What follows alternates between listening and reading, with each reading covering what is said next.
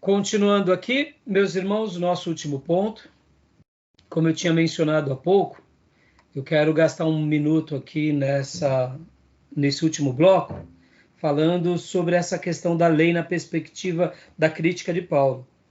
Só lembrando, é o nosso quarto dia de aula de introdução ao Antigo Testamento 2, estamos estudando o livro de Gálatas, é o último bloco. Então, quando Paulo fala, pela lei ninguém é justificado diante de Deus, ele não está falando uma besteira, 3:11. A lei pertence a um período de maturidade espiritual que havia de revelar-se no futuro, 3:23. A lei nos escraviza, Cristo nos liberta, 4:1-9. A liberdade em Cristo não é sinônimo de anarquia ou licenciosidade, mas atuação pelo amor, 5, 6, 13 e 14. Então eu quero pegar de novo esses pontos aqui e voltar aqui para vocês. Guardem isso no coração de vocês. Paulo, ele é tão contundente quanto essa questão da lei, tanto aqui em Gálatas, Romanos, Efésios e algumas outras passagens, porque ele estava vendo que aquela igreja que estava se convertendo, vidas que estavam se aproximando, pessoas que estavam crescendo em Deus, estavam sendo estragados não pela lei, ora, leia-se, Torá, profetas, textos históricos. Não era isso que ele estava falando. Ele estava falando mais na perspectiva da tradição. A tradição adoecia. Tanto é que ele era assassino em nome da tradição. Paulo era assassino em nome da tradição. A escola farisaica, a escola dos saduceus, ou os próprios escribas, eles eram assassinos de Jesus. Viram João Batista ser morto injustamente, ficaram calados. Tentavam capturar Jesus e quando prenderam Jesus, se continuavam praticando um ato de injustiça e de crueldade e ficavam calados. Era essa lei que tinha sido deturpada por causa dessas tradições que Paulo ia contra. Porque, irmãos, pensem assim. Vamos imaginar, são hipóteses, tá? Que Davi estivesse nos dias de Paulo. Por exemplo, Davi, vamos pegar um outro exemplo, que ele era rei, não dá para pegar Davi. Vamos pegar o profeta, vamos pegar uma outra situação. Uma pessoa que do Velho Testamento, de repente, se encontra com Paulo, uma hipótese. E Paulo começa a falar da lei. Ele ia ter dificuldade de entender Paulo na perspectiva de Paulo. Porque Paulo tinha esses 300, 400 anos da tradição judaica que tornaram uma nova religião. Mas antes desses 300, 400 anos, pegando para o Velho Testamento e pegando esses servos de Deus piedosos, eles faziam uma leitura da lei com harmonia. Quer ver um exemplo, irmãos? Eu gosto demais. Eu talvez não estou conseguindo me expressar tão bem para vocês, mas, por exemplo, Josué. Josué ele era um seguidor da lei, mas ele não era um legalista na lei. Josué, quando ele recebe ali a visão e a aparição do próprio Jesus, com a espada desembainhada, que ele vê aquele soldado e diz, você é dos nossos ou você é dos dele? E ali o Senhor, o anjo do Senhor apresenta-se a Josué, e aí ele vê que é o anjo do Senhor, e as palavras do anjo do Senhor, que é o próprio Jesus aparecendo para Josué, diz, tira a sandália dos pés, porque o lugar que você está pisando é terra santa.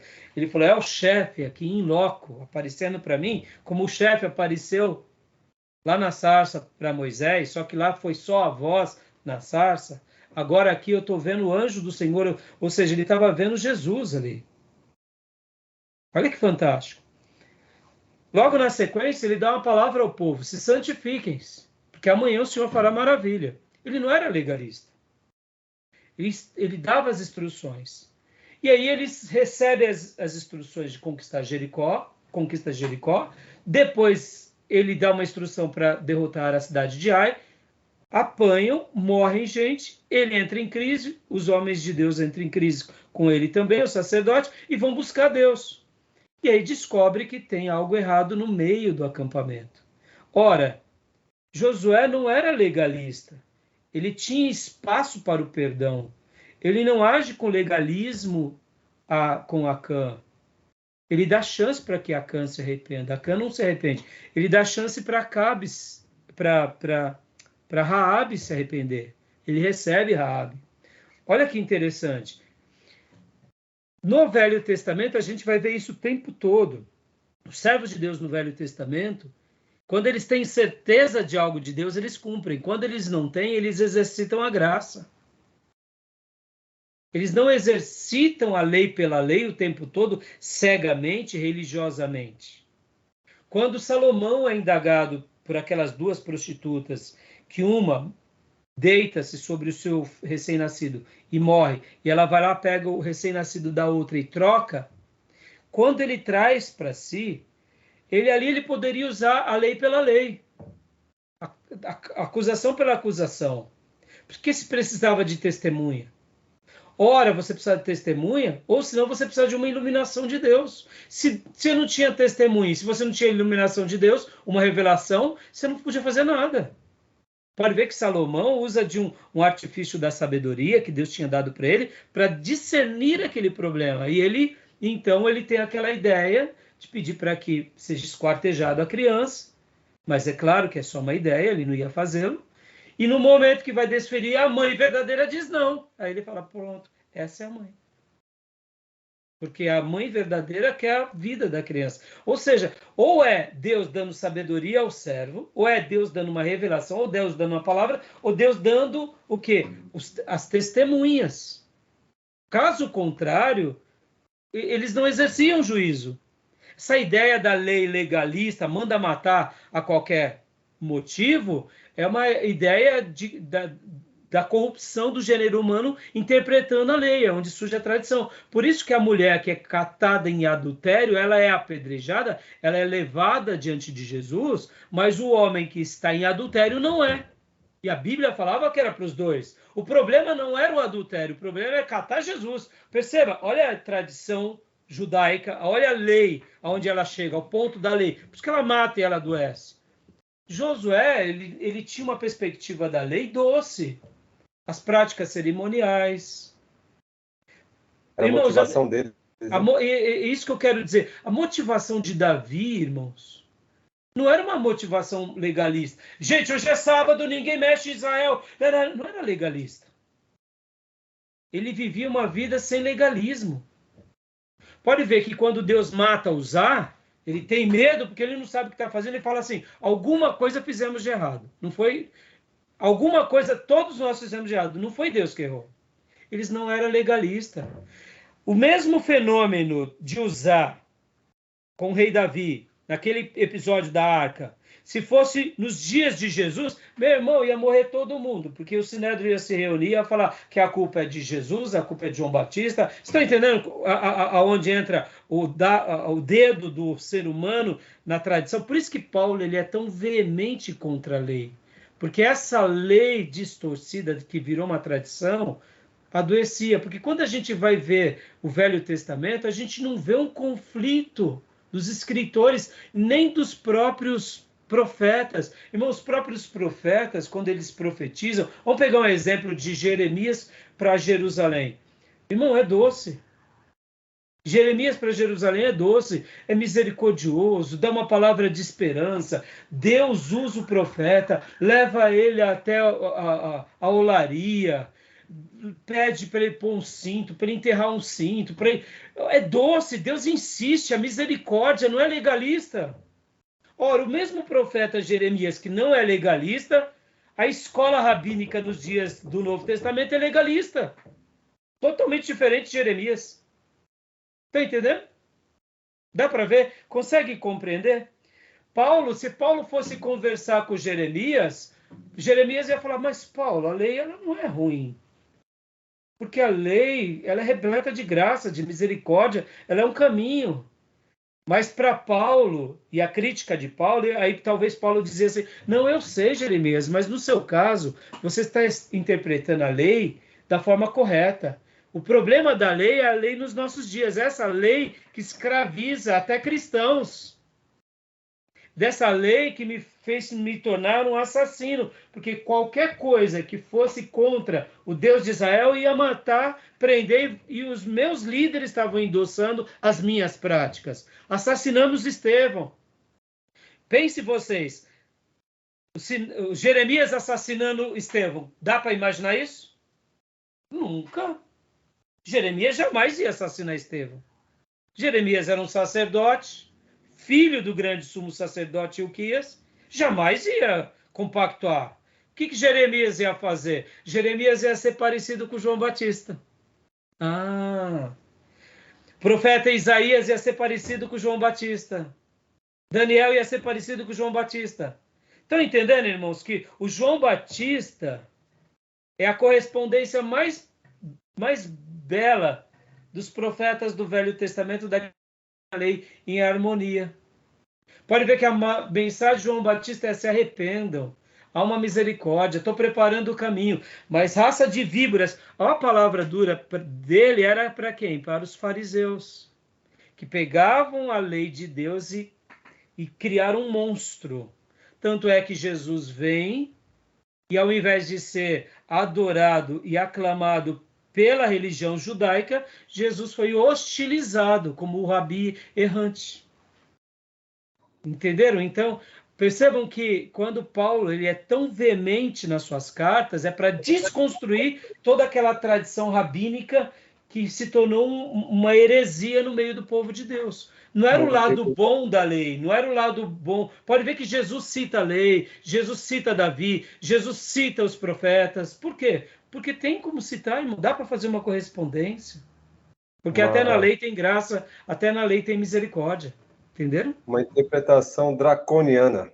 Boa, Júnior, muito boa. Entendeu? E é isso que a gente tem que tomar cuidado. Muitas vezes, em nome da nossa religião, a gente vira draconianos, cristãos.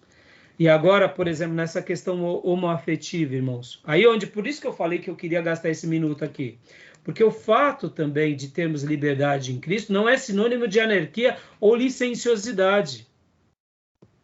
Ou seja, permissividade. Pode ver que hoje a igreja contemporânea ocidental, ela é permissiva em nome do amor. E também não é isso. Ou a gente vai para o extremo, querendo enfeitar Jesus, ou a gente vai para uma liberdade dizendo que Jesus era um hippie, era liberou geral, porque ele é amor. É aí onde entram os desequilíbrios. Tá bom? Tudo bem? Ficou claro? Deu para entender ou complicou a cabeça de vocês? Para mim, talvez isso seja tão resolvido, irmãos, que eu consigo fazer uma ponte tão doce entre Velho e Novo Testamento em qualquer situação. Deus me deu essa graça, para mim, é tão fácil enxergar uma coisa com a outra. Por exemplo, quando eu vejo as críticas de Paulo com relação à lei, para mim eu até tenho um pouco... Por que eu estou falando tudo isso para vocês? Porque eu não vejo a lei, eu entendo o que Paulo quer dizer nesse sentido. Paulo está indo contra a tradição rabínica. Não contra Moisés. Pode ver, Jesus foi contra Moisés? Não. Jesus dizia, se vocês fossem filhos de Abraão, se vocês fossem discípulos de Moisés, vocês... Pode ver, Jesus caminha perfeitamente. Os apóstolos judeus e Paulo vai tanto na jugular, parece que Paulo não é, porque Paulo ele era um fariseu de fariseu. Fica claro, agora quando a gente tem essa compreensão, muda tudo. Não é que Paulo está dizendo, e eu não estou aqui, irmão, falando que a lei é boa. Não, a lei sempre será caminhos, irmãos. Só caminhos. Repletos de graça. Só que agora, como Cristo cumpriu tudo, nós não precisamos mais, tá bom? A lei é transição, né? É. Então vamos lá, para a gente concluir aqui essa carta.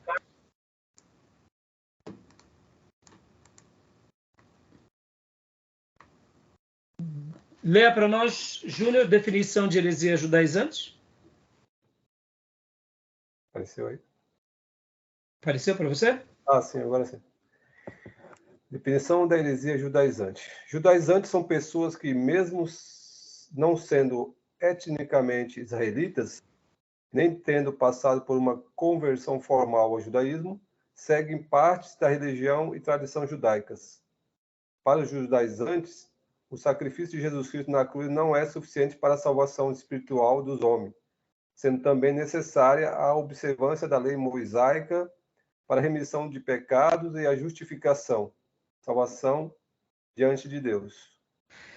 Dentro dessa mesma ideia aqui, irmãos, olha só, Davi não era um judaizante. Irmão, Davi peca com Betseba. Vem cá, por que Davi não foi apedrejado junto com Betseba? Porque se arrependeu, irmãos. Simples assim. Porque Arão, mesmo depois de ter construído também um bezerro de ouro, ele não foi apedrejado pelo seu próprio irmão Moisés. Ah, porque era irmão de Moisés. Perceba que a gente vai tender a fazer uma leitura política. Ah, não, Davi era o rei. Você acha que alguém ia pegar uma pedra e tacar em Davi? Você acha que alguém ia ter coragem de matar o irmão de Moisés? Não, a questão não é política, irmão. A questão é porque todos eles se arrependiam. Que nem Raabe se arrependeu, que nem Ruth.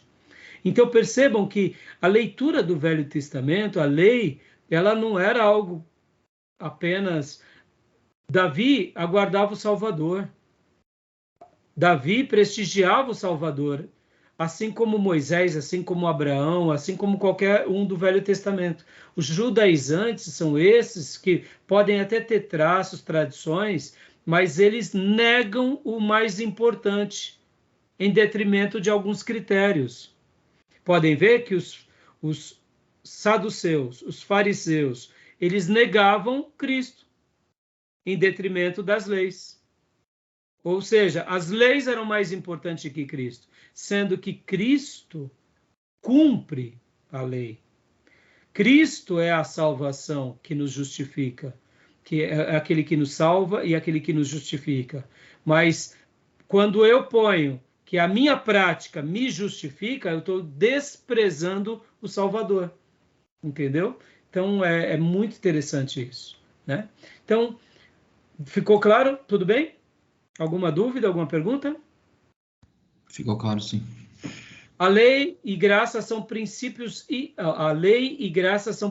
irreconciliáveis. A lei, obras e graça, fé, são princípios que excluem mutuamente. A lei diz: o homem viverá da obediência da lei. A graça diz: o justo viverá pela fé. Aqui se leia-se também, irmãos, lei no sentido de legalismo, porque pode ver que o Tiago vai falar que a fé sem obras é morta. Pode ver que o Novo Testamento vai trazer de uma forma doce essa correspondência da obra.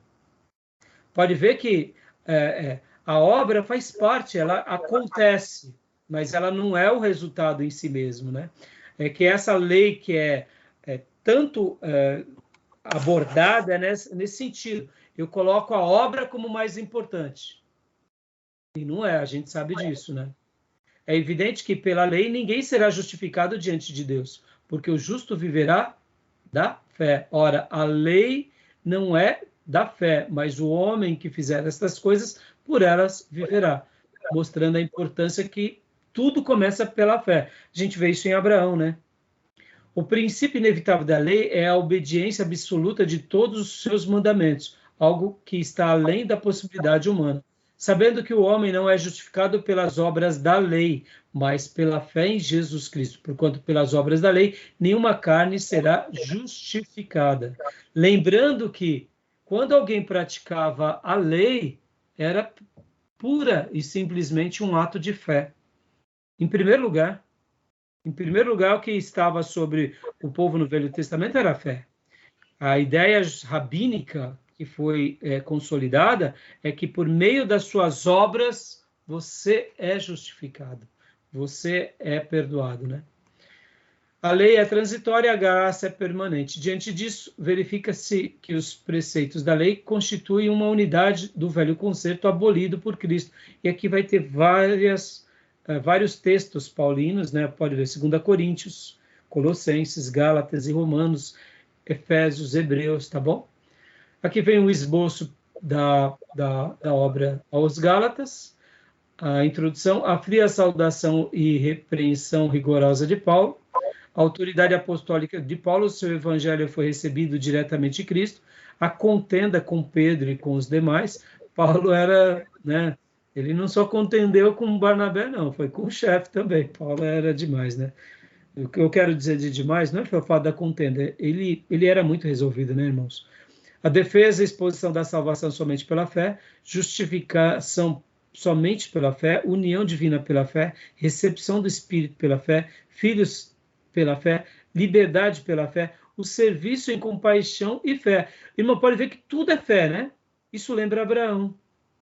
Abraão era alguém que vivia esse princípio. E aqui são as obras. Não tinha lei. Ó, aqui são as obras, né, que o nosso querido pastor, professor Jair Ribeiro de Souza, fez. Tá bom? Tudo bem, meus irmãos? Irmão, eu não estou aqui querendo, me entenda, tá? Não estou querendo desmistificar. Mas eu não sei se vocês já notaram. Muitas vezes a gente está ouvindo uma mensagem e o pregador diz, porque a lei, e ele usa a lei sem dar uma explicação melhor. Eu sei que numa mensagem a gente não pode, e não dá tempo de se explicar que nem... Hoje eu gastei 3 aulas, um dia de aula, 3 blocos, para ficar só em Gálatas. Eu achei oportuno gastar esse tempo. Não estava dentro do meu escopo gastar esse tempo com vocês. Por isso que eu falei que eu ia dar Gálatas e Efésios. Mas, como a aula é viva, eu achei que foi útil para nós. Por que eu estou falando tudo isso? Porque nós, geralmente, acabamos pecando sobre esse ponto. A gente, muitas e muitas vezes, a gente acaba, querendo ou não, agindo de uma forma errada sobre essa questão. O que a gente faz? A gente tende a práticas legalistas mesmo dentro do cristianismo. É o meu gueto, é os meus credos, é a nossa fé. A gente é legalista também.